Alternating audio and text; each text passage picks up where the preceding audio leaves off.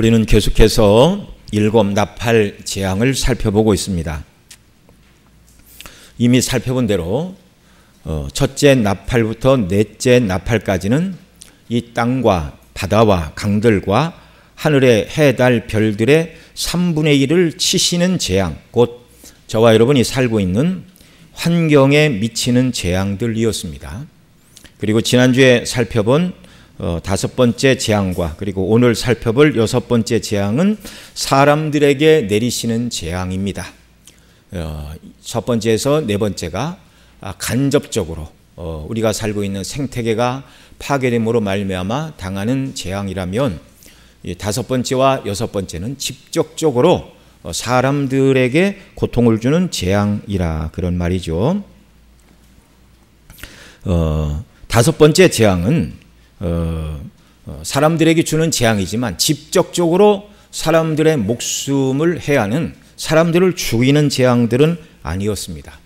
그래서 다섯째 천사가 나팔을 불자 무저갱의 열쇠를 가진 자가 그 무저갱을 열자 무저갱으로부터 올라온 연기가 해와 공기를 가리웠다.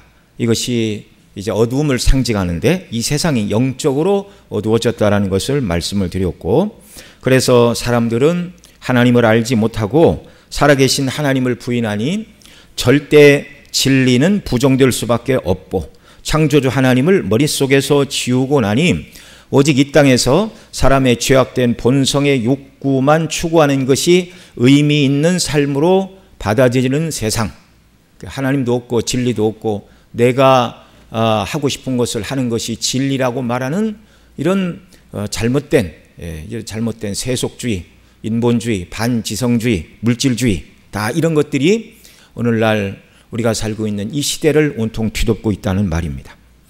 그리고 이 어둠 가운데 이 황충들의 임금은 파괴를 일삼는 파괴자 사단이라고 말씀을 드렸습니다. 이 사단의 졸개들인 악한 영들, 곧 귀신들이 쏘는 살에 맞은 자들은 오직 눈에 보이는 세상이 전부라 말하며 이 땅에서 자신이 원하는 것을 이루기 위하여 돈을 하나님 삼아 숭배하고 쾌락을 위해서 달려감으로 온갖 죄악과 나쁜 것들의 중독이 되어 살아가고 있다. 그것이 기쁨을 주고 행복을 줄 줄 알았는데 하나님 대신 돈과 쾌락과 세상을 사랑하며 추구하며 살아가는 삶은 행복과 기쁨과 만족이 아니라 도리어 모든 인생들을, 그것을 추구하는 자들을 절망과 불안과 상실과 무력감에 빠져 죽기를 구하나 죽을 수도 없고 죽음이 저희를 피하는 영적인 방황과 고통 속에 살게 되는 재앙이 우리가 앞 시간에 살펴본 다섯 번째 나팔 재앙의 내용이었습니다. 오늘 여섯 번째 재앙은요, 여섯 번째 천사가 나팔을 불자 직접적으로 이제 사람의 생명을 해하는 재앙이 내려지는 모습입니다. 다섯 번째, 여섯 번째가 사람에게 직접적으로 내려지는 나팔 재앙들인데, 다섯 번째가 영적이고 정신적인 고통을 주는 것이라면 이 여섯 번째 재앙은 실제 사람들의 목숨을 빼앗는 이런 일들, 그러니까 전쟁과 사륙, 이 모든 것들이 다 포함이 되는 이런 재앙이라 하겠습니다. 오늘 이 말씀을 우리가 살펴볼 때 성령께서 저와 여러분 모두에게 기름 부음을 허락해 주셔서 말씀을 잘 깨닫고 이 말씀을 통하여 주시는 교훈을 따라 육체의 남은 때를 살아가는 자들이 되도록 은혜를 베풀어 주시기를 소원합니다. 여섯째 천사가 나팔을 불자 쏟아진 재앙의 대략적인 내용은 이런 것입니다. 여섯째 천사가 나팔을 불자 하나님 앞 금단 네 뿔에서 한 음성이 나서 나팔을 분 여섯째 천사에게 큰 강 유브라데에 결박된 네 천사를 놓아주라, 이런 음성이 들렸고요. 그러자 네 천사가 놓였는데 그들은 그 연월 일시에 사람들 3분의 1을 죽이려고 준비된 자들이었습니다. 그 네 천사가 사람 3분의 1을 죽이는 방식은요, 그 네 천사들이 2만만의 마병대를 동원하여 사람을 죽이는데, 마병대의 모습은 말과 그 말을 탄 자들이 불빛, 자줏빛, 유황빛, 호심경, 심장을 보호하는 갑옷으로 무장을 한 모습이고, 그 다음에 공격용 무기가 있죠. 말들의 머리는 사자와 같고 그 입에서는 불과 연기와 유황이 나오는데 그것으로 사람 3분의 1을 죽인다 이렇게 말합니다. 뿐만 아니라 그 말들에게는 뱀 같은 꼬리를 가지고 있는데 그 꼬리에도 머리가 있어 꼬리로도 사람을 해하더라. 이 재앙으로 죽는 사람은 3분의 1인데 죽지 않은 사람은 이제 3분의 2가 남아있는 것이죠.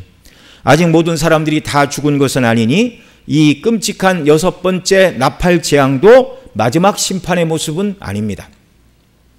그런데 이 재앙에 죽지 않고 살아남은 3분의 2에 해당하는 자들은 자신들이 그 재앙을 받은 이유가 바로 하나님을 떠나 우상을 숭배하였고 살인하였고 복술과 음행과 도둑질에 빠짐으로 말미암아 하나님의 진노로 이런 재앙을 당하였음에도 불구하고 그들이 자신들의 죄를 어떻게 한다고요? 회개하지 않는다고요. 그래서 이제 마지막 7번째 나팔이 울리고 최후 심판이 실행될 수밖에 없다는 것을 오늘 본문이 말씀해 주시고 있는 내용의 개략적인 뜻입니다. 자, 이 6째 재앙을 해석하되 우리 개혁주의, 우리 교회에서 해석하는 방식이 아닌 미래에 일어날 일이라고 주장하는 세대주의자들의 해석을 잠깐 소개하겠습니다. 이게 바른 해석이 아니라는 걸 전제로 하고 들으시기 바랍니다. 자, 마지막 때 어느 시점이 되면 실제로 전쟁이 일어나는데 사람 3분의 1이 죽는 일이 앞으로 일어날 것이다. 이렇게 미래주의적으로 이렇게 해석을 해요. 아직 그들에게는 이 6번째 나팔이 불리지 않은 겁니다.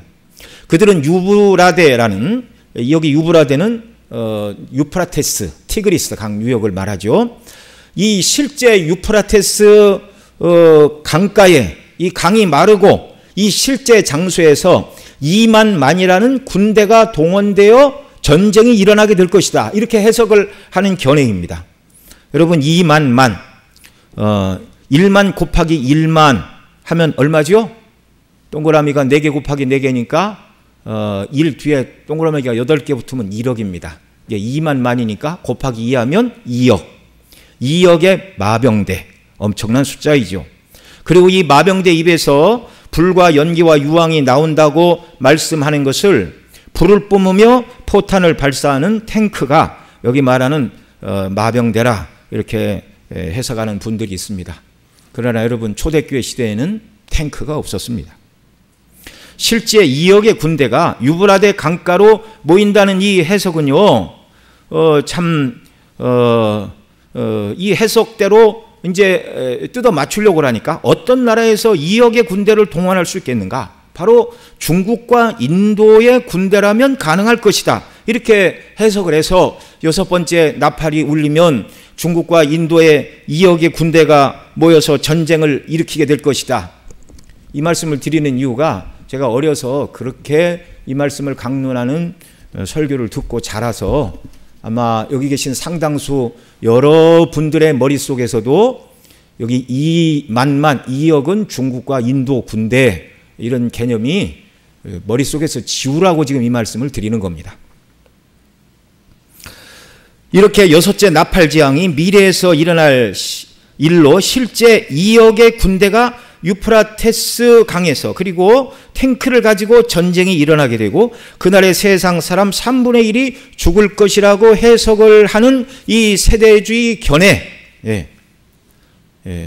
여러분 과거 이런 해석으로 이 말씀을 들었다면 이제 이런 생각들을 우리 머릿속에서 좀 털어내야 됩니다. 개혁주의 입장에서는 이런 해석을 지지할 수가 없기 때문이죠. 왜 그러냐면 계시록의 말씀은 대부분이 다 상징입니다. 예를 들어서 7교회를 향하여 주시는 그들이 당했던 고난, 어려움 뭐 그런 것들은 실제로 당했던 일들이죠. 실제로 당했던 일들이죠.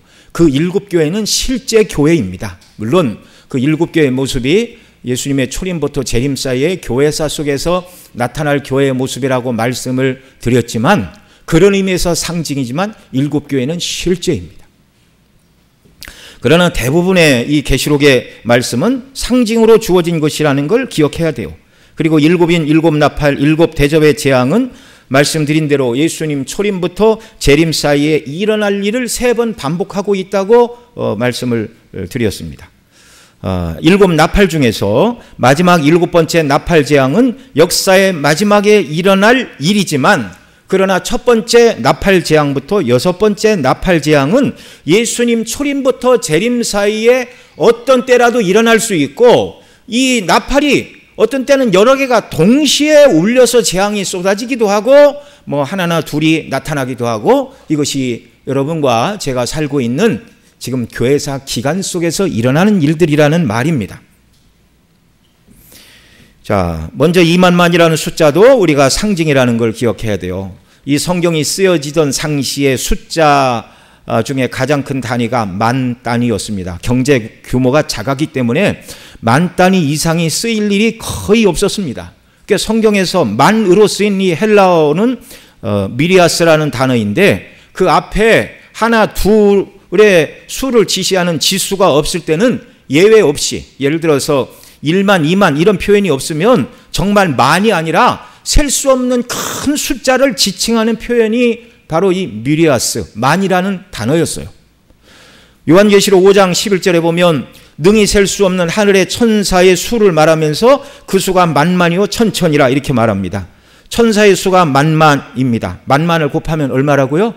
1억이라고 그랬죠. 천천을 곱하면 얼마입니까? 100만입니다. 그러면 천사의 수가 만만이요 천천이니 천사의 수를 뭐라고 해야 돼요? 1억 100만. 그런데 아무도 이렇게 주석을 하는 사람이 없어요. 천사의 수가 만만이요 천천이라 했으니까 만만은 1억이요 천천은 100만이니 하늘에 있는 천사의 숫자가 1억 100만이다. 여러분 어떤 설교집이나 주석집을 찾아보십시오. 그렇게 설명하고 있는 사람이 누가 있는가? 그런데 왜 여기 2만 만만 2억이라고 해석을 합니까? 이건 상징적인 숫자예요.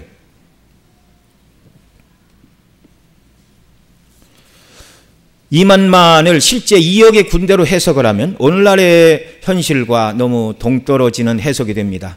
왜냐하면 전 세계 군인 통계에 의하면, 제가 인터넷 나무 위키를 찾아봤어요. 그랬더니 현역 군인의 수가 제일 많은 나라가 중국인데 현재 그 수가 228만 5천 명, 2위가 인도 군인인데 136만 5천, 3위가 미국 군대인데 127만 9천, 4위가 북한인데 101만 5천, 대한민국은 9위인데 50만. 1위에서 10위까지 현역 군인 수를 다 더해도 950만 명 정도. 현역 군인이 존재하는 172개국, 어떤 나라는 70명, 뭐 80명, 100명 이렇게 있는 나라도 있고요. 국가를 이룬 나라들 중에 6, 7개 국가는 군인이 아예 없습니다. 이 수를 제가 더하다가 포기했어요. 172개국을 어떻게 계산기를 가지고 다 더합니까? 대략 따져봤더니 3천만은 넘고 4천만 명은 되지 않습니다. 전 세계 현역 군인의 수. 전 세계 예비군을 다 동원하지 않으면 2억의 군대가 유보라데 강에 모일 수가 없는 거예요. 또 어떤 분들은 2만만의 마병대가 탱크라고 해석을 하면 더 문제가 됩니다. 초대교회는 탱크가 없었고요. 여러분 어디서 2억 대의 탱크를 마련합니까? 탱크 한 대를 운용하려면 탱크 몰다가 제대하신 분 있어요? 저는 포차 운전병을 했는데 탱크는 4명이 탄다고 그러더라고요.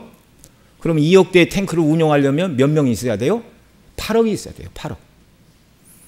이 문자적으로 상징으로 주신 말씀을 문자적으로 유브라데 강에 2억의 군인 또는 2억 대의 탱크가 모여 전쟁을 벌여 현재 살고 있는 지구 인구의 3분의 1이 죽는다. 이건 불가능한 해석입니다. 불가능한 해석.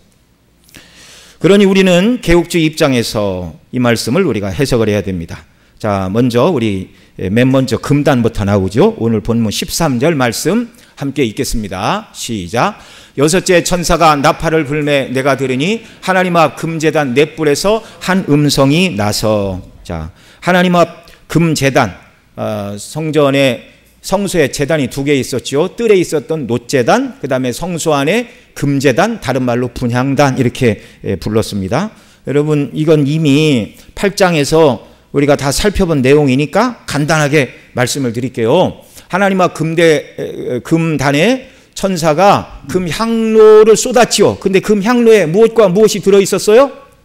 우리의 기도와 향연을 함께 담아 쏟았는데 그 향연을 뭐라고 말씀드렸죠? 우리를 위하여 중보기도하시는 예수님의 중보기도. 이 기도를 쏟자 하나님이 이걸 받으시고 기도 응답으로 불을 담아 이 땅에 쏟았는데 우레와 음성과 번개와 지진으로 세상을 심판하시는 모습이 7번째 인재앙의 내용이었습니다. 다 기억나시죠? 여기 바로 그 금단이 이 금단이에요.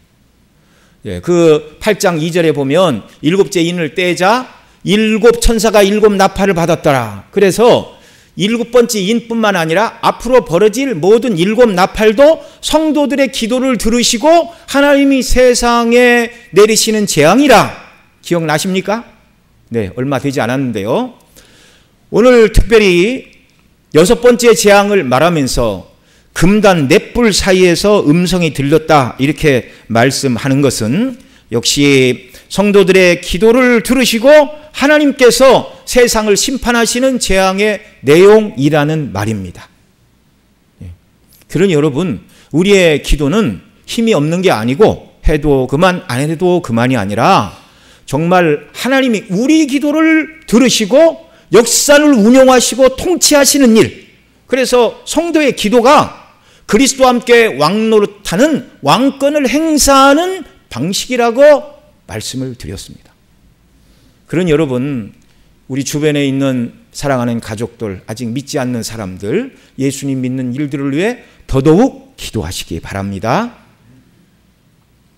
믿기는 하지만 믿음이 연약한 분들을 위해 더욱 기도하시고 하나님의 은혜로 견고히 붙들어 주시기를 더욱더 간구하는 역사가 우리에게 있기를 바랍니다. 자, 오늘 6째 나팔 재앙도 바로 성도의 기도를 들으시고 하나님께서 세상에 내리시는 재앙이라는 것을 금제단 넷불 사이에서 한 음성이 나서 큰 강 유브라데에 결박한 내 천사를 놓아주라 이렇게 말씀하고 있습니다. 자, 그 기도의 내용은 이제 6장 9절로 11절 제단 아래 일찍 죽임을 당한 자들, 순교자와 순교자적인 삶을 살다가 죽은 자들이 하나님께 드리는 기도였어요. 그 기도의 내용이 무엇이죠? 우리 피를 갚아달라는 것이었습니다. 그것이 개인적인 원한을 갚아달라는 기도가 아니라 하나님의 공의가 시행되고 하나님 나라가 속히 임하기를 원하는 기도, 곧 천국에 임하고 예수님이 재림하시기를 간구하는 기도라고 말씀을 드렸죠. 그 기도를 받으시고 지금 이 6번째 나팔 재앙이 지금 실현이 되고 있는 것입니다. 이 6번째 재앙을 내리시는 음성이 제단 뿔 사이에서 났는데요. 예수님의 음성이든지 아니면 주님의 명령을 받은 천사의 음성이 제단 뿔에서 나왔는데, 여러분, 뿔은 권세와 능력의 상징입니다. 그래서 성소 밖에 있는 마당의 놋제단에도 4개의 뿔이 있고요. 금 제단에도 4개의 뿔이 있다는 거, 우리 출애굽기 말씀 살펴보면서 말씀을 드렸죠. 뿔이 권세와 능력의 상징인데 바로 번제단의 그 뿔은 무엇입니까? 예수님의 죽으심을 상징하는 것이 번제단에서 드려졌던 제물들의 의미인데요. 놋제단이 상징하는 바 예수님의 대속의 죽음의 권세 때문에 그 예수님을 믿는 저와 여러분의 죄가 사함을 받는다는 것을 보여주는 것이고요. 금단에 있는 넷불은 바로 그 번제단에서 제물을 불살랐던 숯을 가지고 향을 살라야 됐어요. 그렇게 안 해서 죽은 사람 있죠. 맨 처음에 제사장들.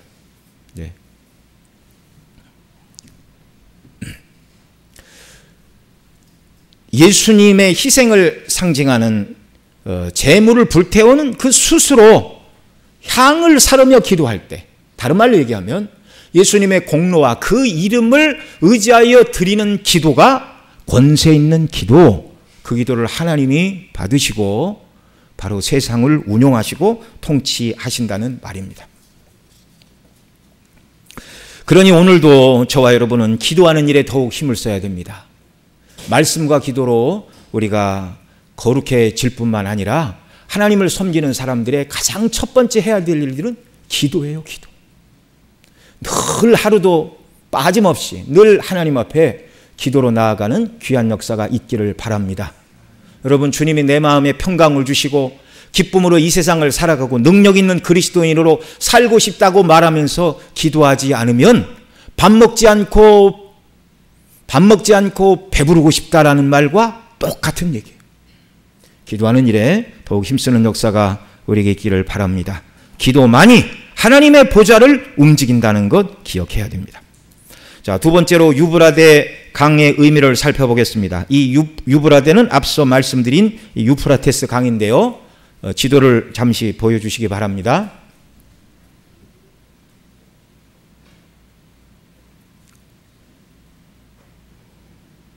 이 유프라테스 강은요, 이렇게 이스라엘 땅을 기준으로 하면 북동쪽에서 이렇게 흘러가지고 페르시아만으로 이렇게 들어가는 강이에요. 여러분이 아시는 것처럼 유프라테스, 그 다음에 이 티그리스 강에서 문명이 발생을 했습니다. 그래서 이 유프라테스 티그리스 강, 이 강은요, 첫째로 하나님께서 주신 언약의 땅 밖에 있는 곳입니다. 아브라함에게 너와 내 후손에게 주신다고 하신 약속의 땅 북쪽 경계가 바로 이 유프라테스 강이었어요. 창세기 15장 18절 제가 읽어드리겠습니다. 그날에 여호와께서 아브라함과 더불어 언약을 세워 이루시되 내가 이 땅을 애굽 강에서부터 큰 강 유프라테까지 내 자손에게 주노니. 자, 그러니까 하나님께서 아브라함과 그의 후손들에게 주실 약속의 땅의 범위가 어디라고요? 이 애굽 강에서부터 큰 강 유프라테까지, 여기가 하나님이 이스라엘 백성에게 주시기로 약속하신 언약의 땅이에요. 이것을 여호수아가 가나안 땅에 들어가려고 할 때 다시 한번 말씀해 주십니다. 여호수아 1장 4절 같이 읽죠. 시작. 곧 광야와 이 레바논에서부터 큰 강 해쪽 속의 온 땅과 또 해지는 쪽 대해가까지 너희 영토가 되리라. 아멘. 예. 자, 정말 해쪽 속의 땅 넘어가 이제 거기 있죠. 레바논에서부터 큰 강 유프라테까지, 거기가 이제 북쪽 경계예요. 자, 이 약속을 하나님께서 솔로몬 시대에 성취해 주셨습니다. 역대하 9장 26절 같이 읽죠. 시작. 솔로몬이 유브라데 강에서부터 블레셋 땅과 애굽 지경까지 모든 왕을 다스렸으며. 하나님께서는 아브라함에게 약속하신 대로 그 땅을 주셨어요. 애굽 강가에서부터 유프라테스 강까지, 여기가 하나님께서 주신 언약의 백성들에게 주신 땅이라는 말입니다. 자, 그래서 유브라데에 결박한 네 천사를 풀어 주어 사람 3분의 1을 죽게 한다는 말씀은요, 언약 백성 밖에서 일어나는 죽음의 재앙이라는 말입니다. 이 여섯 번째 나팔 재앙이 어디서 일어나는 것이라고요? 언약 백성 밖에서, 저와 여러분에게 부어지는 재앙이 아니라는 말이에요. 앞서 8장 13절에서 공중을 날아가는 독수리가 큰 소리로 뭐라고 그랬어요? 땅에 사는 자들에게 화가 있으리니 이는 새 천사가 불어야 할 나팔 소리가 남아 있음이로다 라고 말씀하였고요. 다섯째 나팔이 첫째 화요, 오늘 우리가 살펴보고 있는 여섯째 나팔이 두 번째 화요, 일곱째 나팔이 세 번째 화인데, 이 모든 재앙은 누구에게 내리는 재앙이라고요? 땅에 사는 자들. 우리 지난주에 계시록에서 땅에 사는 자들은 그리스도 밖에 있는 자들을 지칭하는 용어라고 세 개의 성경 구절을 읽으면서 우리가 살펴보았습니다. 그 반대말은 뭐라고 그랬죠? 그렇습니다.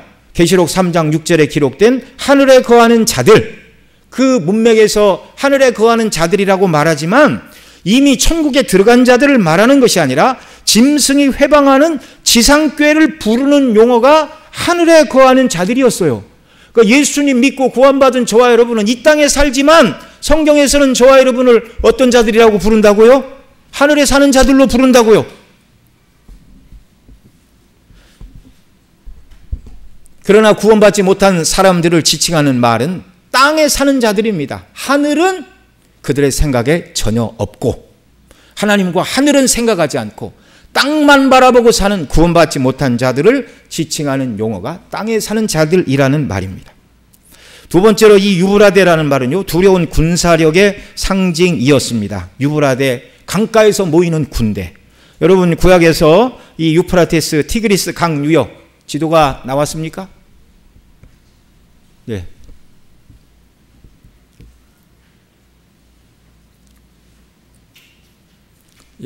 예, 되는 대로 띄워보세요. 네. 자, 유프라테스 티그리스 강 유역에서 구약 성경에 보면 아수르와 바벨론, 페르시아가 각각 패권을 차지했던 곳이 바로 유프라테스 티그리스 강 유역, 바로 거기였습니다. 여러분, 북이스라엘을 멸망시킨 나라가 어디였어요? 아수르였어요. 아수르. 바로 이 유프라테스에 있던 나라인데, 이렇게 이스라엘 땅 기준으로 이렇게 동북 쪽에 이렇게 흐르는데, 이쪽은 사막이에요. 그래서 이 유프라테스로부터 군대가 오려면 이렇게 서쪽으로 이동을 해서 이스라엘 땅 북쪽으로부터 이렇게 내려오는 겁니다. 그래서 성경에 보면 끓는 가마가 북으로부터 예비되어 있다, 이런 표현들. 그러니까 동북쪽 또는 뭐 북동쪽에 있는 아수르 또는 바벨론의 침략을 그렇게 이제 북으로부터 이제 침략군이 올라온다, 그렇게 표현을 하는 것입니다. 자, 말씀드린 대로 북이스라엘은 아수르에 의하여, 남쪽 유다는 바로 아수르 다음에 대제국을 이룬 바벨론에 의하여 북이스라엘과 남쪽 유다가 다 멸망을 하고 말았습니다. 이 두 나라가 바로 유프라테스 티그리스 강 유역의 문명을 이룬 국가들이었습니다. 그래서 그 다음에 이제 바벨론을 멸망시키고 생겨난 나라가 그 다음에 이제 페르시아죠. 페르시아. 자, 그 이제 지도가 나왔네요. 여러분 보이시죠? 대해는 지중해이고요. 염해, 요단강, 긴네렛 호수, 여기가 이제 가나안 땅입니다. 그 다음에 말씀드린 유브라테스 강, 저 위에서부터 아래로 흘러 페르시아만으로 흐르고 티그리스 강이 그 위에 흐르고 거기에 발원한 것이 이제 아수르, 바벨론, 나중에 페르시아. 군대가 오되 서쪽으로 이동을 해서 이제 북쪽으로 내려왔다. 이제 그걸 말씀을 드렸습니다. 자, 그래서 이 유프라테스 강이라는 말은 첫째, 언약 백성이 사는 땅 밖에. 그러니까 이 여섯 번째 재앙이 쏟아지는 것은 하나님의 백성들에게 쏟아지는 것이 아니라 땅에 사는 자들에게 쏟아지는 재앙이라는 말이고요. 두 번째, 유프라테 강에 2만만의 마병대가 모인다는 이 말은 두렵고 두려운 군사라는 말입니다. 구약시대 아수르, 바벨론, 페르시아와 같은 군대들 뿐만 아니라 요한 사도가 이 말씀, 이 계시를 받던 초대교회 시대는요, 유프라테스 강 너머에 강력한 마병의 군대를 가진 파르티아 제국이 있었습니다. 그래, 로마가요, 강력한 국가였지만 주전 53년과 주후 62년 두 번 이 파르티아 제국과 전쟁을 했는데 두 번 다 대패를 했어요. 대패를. 그래서 이 로마 사람들은요, 유프라테스 강 너머에 있는 파르티아 사람들을 매우 두려워하며 살았습니다.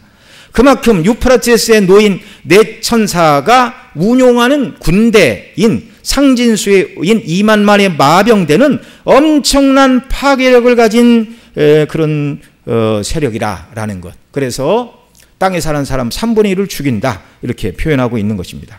여러분, 단일 전쟁으로 가장 큰 피해를 입은 전쟁들이 어떤 전쟁이죠?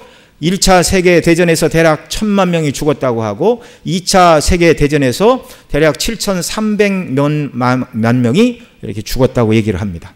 여러분, 오늘날 지구 인구 1752년도에 10억이었대요. 18세기 말에. 그런데 2022년 11월 15일에 지구 인구가 80억을 돌파했다고 합니다. 세대주의자들처럼 이 말씀을 해석하면 전쟁이 일어나 일시에 26억 7억이 한꺼번에 죽는다는 말인데, 그렇게 해석하면 안 된다고 말씀을 드렸죠. 유프라테스에서 벌어지는 이 전쟁으로 3분의 1이 죽는다는 말을 한꺼번에 일어난 전쟁으로 3분의 1이 죽는다, 그런 말이 아닙니다. 자, 이것은 아까 말씀드린 것처럼 2만만이 실제 2억의 군사도 아니고 2억 땡의 탱크도 말하는 것도 아니고 유프라테스가 실제 유프라테스 강을 말하는 것이 아니라 언약 백성들 밖에서 벌어지는 전쟁이요, 그 전쟁은 매우 두려운 전쟁인데 그 전쟁으로 사람들이 3분의 1이 죽는다, 그 말은 이제 뒤에 가서 더 말씀을 드리겠습니다. 한 번의 전쟁이 아니라 이 여섯 번째 나팔은요, 한 번만 불리는 게 아니라 이 모든 나팔이 여기저기에서 초림과 재림 사이에 마지막 7번째 나팔은 마지막에 불리지만 첫 번째로부터 여섯 번째 나팔 재앙은요, 아무 데서나 수시로 불릴 수가 있는 거예요. 그러니까 이 땅에 일어나는 여러 전쟁과 사륙으로 인하여 죽는 사람들의 숫자가 3분의 1이다. 이렇게 해석을 해야 하는 것입니다. 자, 그러면 2만만의 마병대는 무엇이고 그들이 사용하는 무기인 불과 연기와 유황은 무엇이며 3분의 1을 죽인다는 말, 그때는 언제인가? 몇 가지 말씀을 드렸네요. 자, 먼저 2만만의 마병대는 실제 사람들로 구성된 군대가 아니라 그 군대를 뒤에서 조종하는 악한 영들을 상징하는 표현입니다. 다섯째 나팔이 불릴 때 무저갱에서 황충이 올라와 사람을 꼬리에 있는 전갈의 살과 같은 곳으로 쏘아 죽을 것 같은 고통을 당하면서 죽기를 구하여도 죽을 수 없고 죽음이 저희를 피하는 고통을 당한다고 말씀을 드렸는데요. 여섯째 나팔이 울리고 난 후에 네 천사가 노했는데 이 네 천사에 대하여 주석가 그레고리 비일은 이렇게 말합니다. 불경건한 영적 군대를 지배하는 권세를 가진 악한 영들이다. 네 천사가 불경건한 영적 군대를 지배한다고 그러니 2만만의 마병대는 불건전한 영적인 군대고 악한 영들을 말하는 것입니다. 이들이 사용하는 2만만의 마병대를 묘사하는 말씀이 오늘 본문 17절로 19절입니다. 같이 읽습니다. 이 같은 환상 가운데 그 말들과 그 위에 탄 자들을 보니 불빛과 자줏빛과 유황빛 호심경이 있고 또 말들의 머리는 사자 머리 같고 그 입에서는 불과 연기와 유황이 나오더라. 이 세 재앙 곧 자기들의 입에서 나오는 불과 연기와 유황으로 말미암아 사람 3분의 1이 죽임을 당하니라. 이 말들의 힘은 입과 꼬리에 있으니 꼬리는 뱀 같고 또 꼬리에 머리가 있어 이것으로 해하더라. 이 말씀은 마귀적인 특징을 지닌 두려운 존재들을 묘사하는 말입니다. 앞서 다섯째 나팔이 울리고 무저갱에서 올라온 황충 곧 사단의 졸개들인 귀신들이 철 호심경으로 무장을 하고 있었죠. 근데 오늘 본문 17절에 보면 말과 그 탄자가 불빛과 자줏빛과 유황빛 호심경으로 무장을 했다. 그리고 18절에서 그 입에 불과 연기와 유황으로 공격하는 모습은 귀신들의 흉포함과 사자처럼 물어뜯는 맹렬한 공격력을 말한다. 이렇게 주석가 비일은 말을 하고 있습니다. 특별히 19절에서 이 말들의 힘은 입과 꼬리에 있으니 꼬리는 뱀 같고 또 꼬리에 머리가 있어 이것으로 해하더라. 여러분, 꼬리가 뱀 같다고 말하는데요. 성경에서 뱀은 사단의 상징입니다. 계시록 12장 9절에서 이렇게 말하죠. 같이 읽겠습니다. 시작. 큰 용이 내쫓기니 옛뱀 곧 마귀라고도 하고 사단이라고도 하며 온 천하를 꿰는 자라. 그가 땅으로 내쫓기니 그의 사자들도 그와 함께 내쫓기니라. 그러니까 이 2만만은 악한 영들이에요. 귀신들이에요. 자, 이들이 사용하는 무기인 불과 연기와 유황은 무엇입니까? 성경에서 불과 연기와 유황은 죄인을 심판하시는 하나님의 심판의 도구와 방식을 표현하는 것이었습니다. 특별히 창세기 19장에 보면 악한 소돔과 고모라를 멸하실 때 바로 불과 연기와 유황으로 그곳을 하나님이 다 심판하셨어요. 창세기 19장 24절과 28절 같이 읽죠. 여호와께서 하늘 곧 여호와께로부터 유황과 불을 소돔과 고모라에 비같이 내리사 소돔과 고모라와 그 온 지역을 향하여 눈을 들어 연기가 옹기까마의 연기같이 치솟음을 보았더라. 하나님께서 불과 유황을 비처럼 내리사 다 불타버리고 연기가 옹기점 용기같이 치솟는 이 모습, 동성애를 일삼던 사람들, 동성애자들을 소돔이라 영어로는 그렇게 부릅니다. 소돔과 고모라가 불과 유황과 연기로 심판을 받았습니다. 악한 영들인 2만만의 큰 무리가 불과 연기와 유황으로, 물론 이 불은 이제 실제적인 전쟁에 사용되는 무기로도 설명이 됩니다. 예. 그러나 그 무기가 된다 할지라도 그 전쟁의 무기, 이 모든 것들을 하나님께서 악한 자들이 전쟁을 일으키게 하여 이것을 사용하여 하나님을 대적하고 거스린 죄인들을 심판하시는 심판의 모습이라는 말이죠. 악한 영들은 자기 일을 하나 그들은 결국 하나님의 손에 붙들려 악한 일에 쓰임받는 자들일 뿐인 것입니다.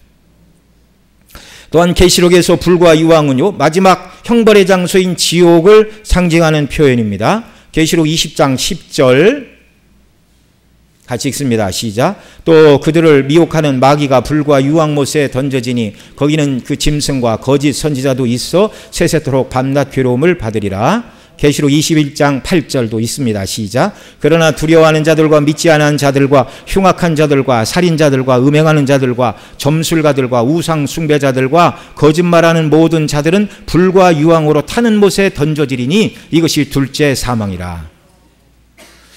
자, 이것은 악한 영들의 공격으로 죽음을 당하는 자들이 결국 지옥의 형벌에 떨어지게 될 것을 보여주시는 말씀입니다. 셋째로 연기 하나를 따로 살펴보면요. 다섯째 나팔이 울리자 무제경이 열리고 그곳에서 올라온 연기가 해와 공기 곧 해와 하늘을 가리어 어두워진 것과 관련이 있습니다. 영적으로 어두워졌다고 그랬죠.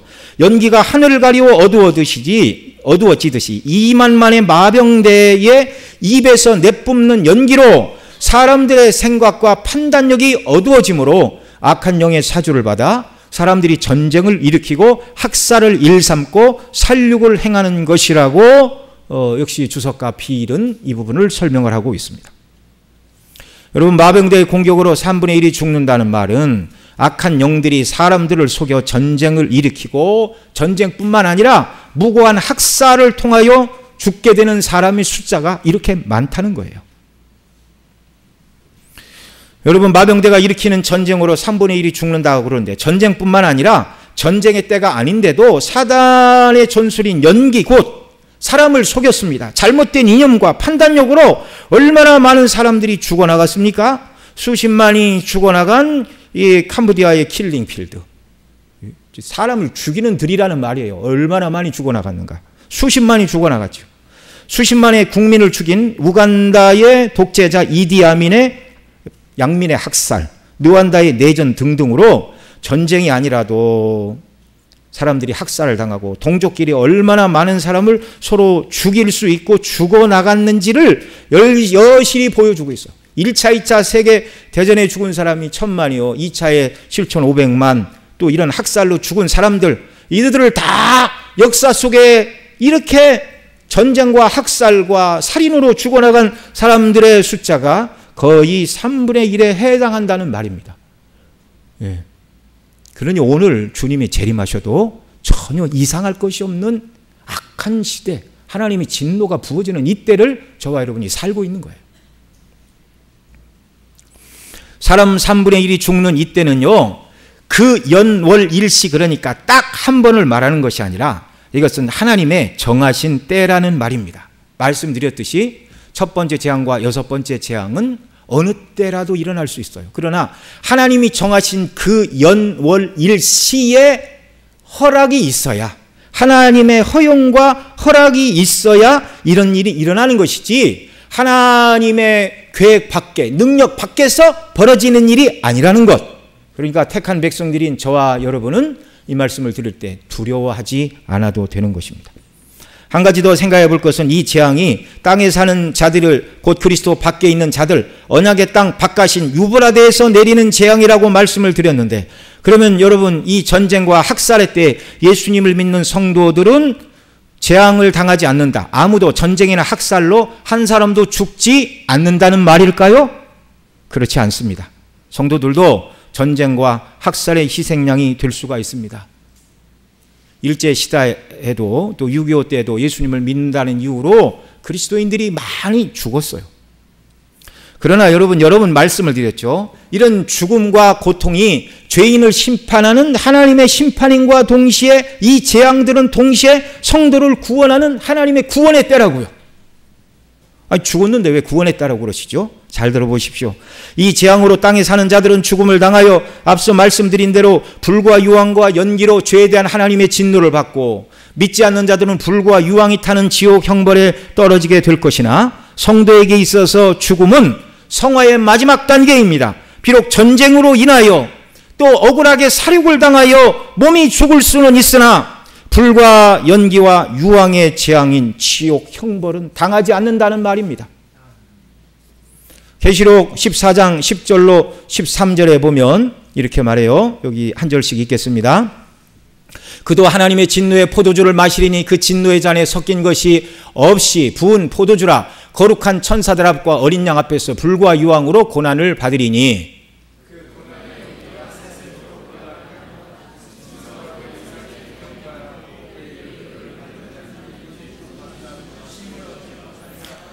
성도들의 인내가 여기 있나니 그들은 하나님의 계명과 예수에 대한 믿음을 지키는 자니라. 또 내가 들으니 하늘에서 음성이 나서 이르되 기록하라. 지금 이후로 주 안에서 죽는 자들은 복이 있도다 하시매 성령이 이르시되 그러하다. 그들이 수고를 그치고 쉬리니 이는 그들의 행한 일이 따름이라 하시더라. 아멘. 여기 10절로 11절에서 죄인들은 불과 유황으로 심판을 받아 고난의 연기가 세세토록 올라가므로 짐승과 그 우상에 경배하고 그의 이름의 표를 받은 자는 밤낮 쉼을 얻지 못한다. 어디에서요? 지옥에서. 그러나 13절에서 믿음을 따라 살고 믿음 안에서 죽은 성도들, 비록 이들 중에는 여섯째 나팔이 물리고 여섯째 재앙으로 인하여 전쟁의 피해자가 되어 육체의 죽음을 당하는 자들이 있다 할지라도 이들은 불과 유황과 고난의 연기로 밤낮 쉼을 얻지 못하는 자들이 아니라 이들은 어떤 자들이에요? 13절에 기록된 것처럼 주 안에서 죽는 자들은 복이 있는데 그 복이 뭐예요? 수고를 그치고 쉬는 것, 곧 천국에 들어가 참된 안식을 누리는 것이다 라는 말입니다. 그래서 비록 전쟁으로 인하여 그리스도인들도 죽지요. 예수 믿는 군인이 나가서 싸우는데 총알이 피해갑니까? 죽지요. 그러나 육체의 죽음에 불과한 것이지 영원한 죽음에 처하는 것은 아니라는 것입니다. 여러분, 영원한 하나님 나라의 소망을 가지시기 바랍니다. 그 나라에서 영원토록 주와 함께 살 이 산 소망을 생각하면 육체의 죽음이 그렇게 두렵고 공포스러운 것이 아닌 것이라는 걸 알게 되는 것입니다. 정말 나이 어린 우리 어린 학생들도, 저도 어려서는 죽음이 너무너무 두려웠어요. 그게 정상입니다. 그러나 하나님께서 우리 모두에게 은혜를 주셔서 이 세상 너머에 있는 하늘의 영광으로 우리 모두를 충만케 하시고 이 여섯 번째 나팔 재앙으로 우리는 재앙을 당하지 않고 비록 몸은 죽을 수 있으나 영원한 하나님 나라에서 참된 안식, 평강을 누리게 될 이 소망을 가지고 이 땅을 살아가기를 바랍니다. 이제 말씀을 맺습니다. 우리는 현재 나팔이 울리고 전 세계 3차 대전이 일어나서 3분의 1이 죽는 재앙을 당할까 봐 두려워할 필요가 없습니다. 우리가 살펴본 대로 이 재앙은 항상 여섯째 나팔, 이 땅은요 항상 여섯째 나팔 재앙 아래 놓여 있는 거예요. 어느 때라도 예수님이 오셔도 이상하지 않은 때입니다. 그러나 예수님 믿는 저와 여러분은 이 재앙으로 인하여 영원토록 불과 유황으로 세세토록 밤낮 쉼을 얻지 못하고 고통을 당할 자들이 아니라 비록 이 세상을 떠난다 해도 그날은 우리의 영원한 안식이 시작되는 영광의 날임을 확신하며 천국 소망으로 기뻐하며 하루하루 살아가시기를 바랍니다. 둘째로 20절로 21절 이하에서는 이 재앙에 살아남은 이 땅에 사는 자들은 여전히 뭐 하지 않는다고요? 회개하지 않는다고요. 회개하지 않는다고요. 우상 숭배와 살인과 복술과 음행과 도둑질, 그들은 이런 죄 때문에 재앙을 당하지만 회개하지 않는다고요.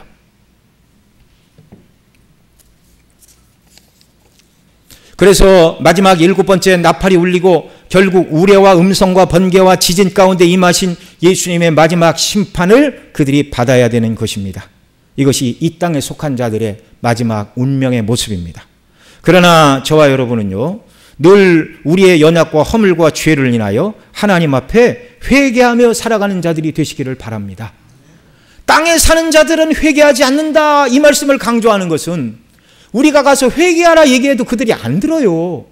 이것은 우리를 향하여 하나님이 기뻐하시지 않는 모습으로 살아가는 모든 죄를 회개하며 사는 자들이 되라는 것입니다. 저와 여러분 중에 금은 동과 목석의 우상을 만들어 놓고 그 앞에 절하고 음식을 갖다 바치고 이렇게 하는 우상 숭배자들은 아무도 없을 것입니다. 그러나 다른 의미의 우상 숭배를 하고 있어요. 신약의 사도 바울은 골로새서 3장 5절에서 이렇게 말합니다. 같이 읽습니다. 그러므로 땅에 있는 지체를 죽이라. 곧 음란과 부정과 사욕과 악한 정욕과 탐심이니 탐심은 우상 숭배니라.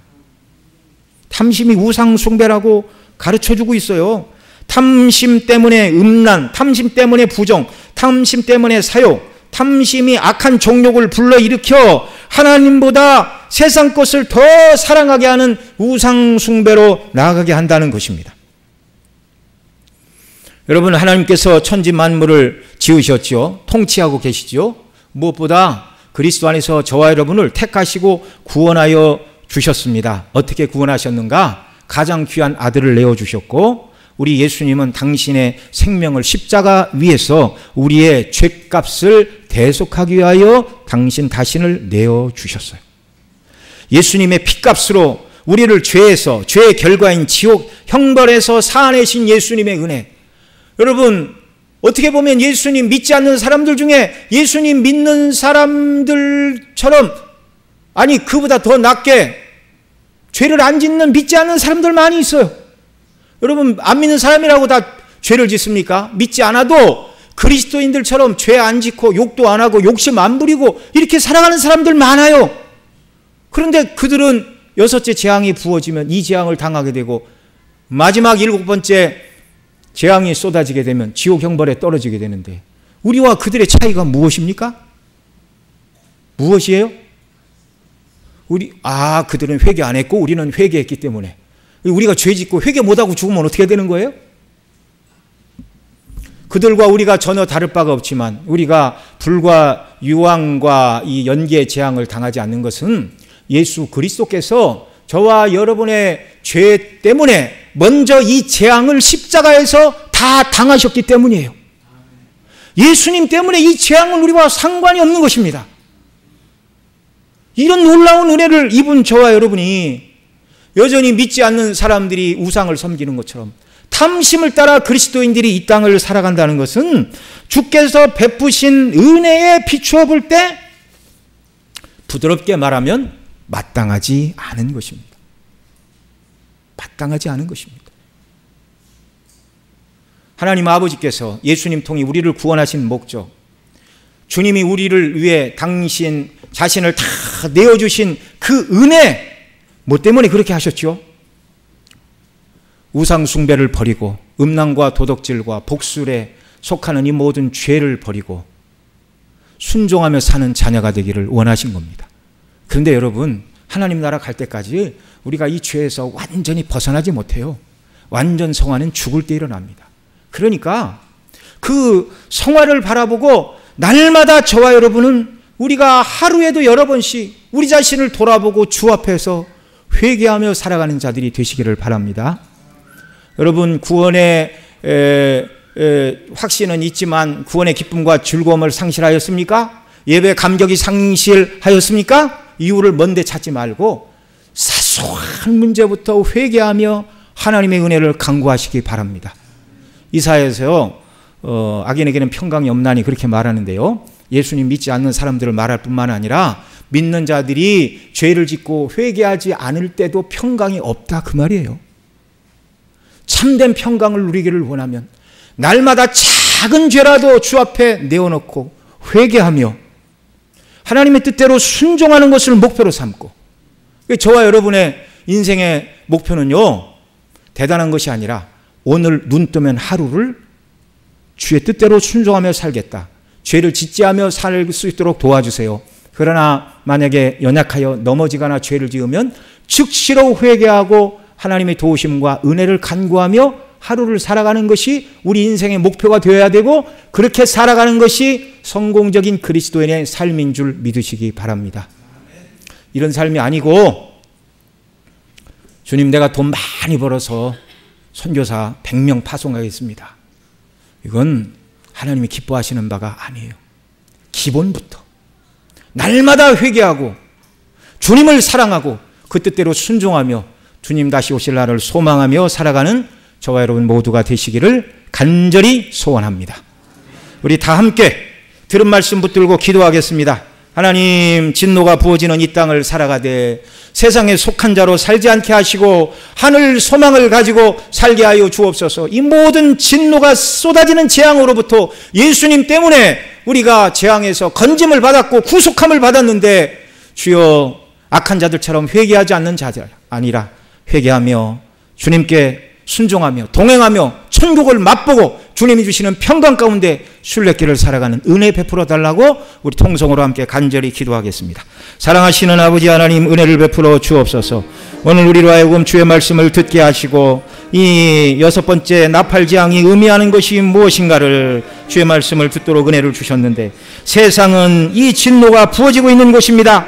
그래서 오늘도 전쟁과 살육으로 수많은 사람들이 죽어나가고 있습니다. 사람들이 사단이 어지럽게 하는 이 연기로 인하여 정말 분별력을 잃어버리고 전쟁을 일으키고 살육을 행하는 이 정말 킬링 필드가 우리가 살고 있는 이 땅입니다. 주여, 우리가 이 땅에 속해 있으나 그러나 이 재앙의 저주를 받을 자들은 아닙니다. 비록 몸은 죽는다 할지라도 우리는 불과 유황이 말하는 지옥의 형벌에 떨어질 자들이 아니라 구원받아 영원한 천국에서 영생을 누릴 자들로 만들어주시니 감사합니다. 이 재앙 아래 있는 자들은 이 재앙을 받아도 회개하지 않는다 말하고 있는데, 주여, 저희들은 날마다 주 앞에 회개하는 자들 되게 하여 주옵소서. 하나님보다 더 사랑한 우상 숭배를 회개하게 하여 주시고, 주의 뜻을 거스르는 모든 죄에 대하여 하나라도 남김없이 주 앞에 토설하며 회개하는 이런 은혜를 주옵소서. 다윗이 회개하지 않자 내가 여름 가물에 마름같이 되었나이다 라고 고백을 하였는데,